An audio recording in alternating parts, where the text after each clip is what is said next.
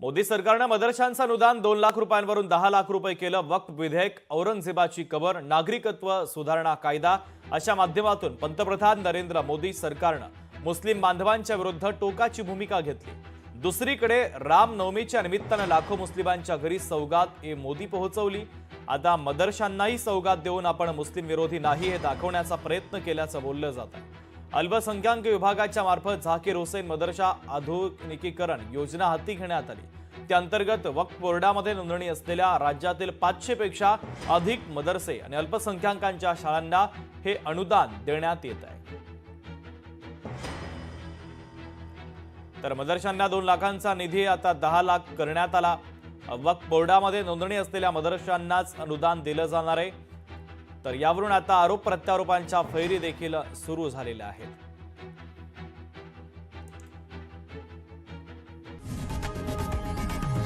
लोकशाही मराठी ऐका, पहा, जागरूक रहा।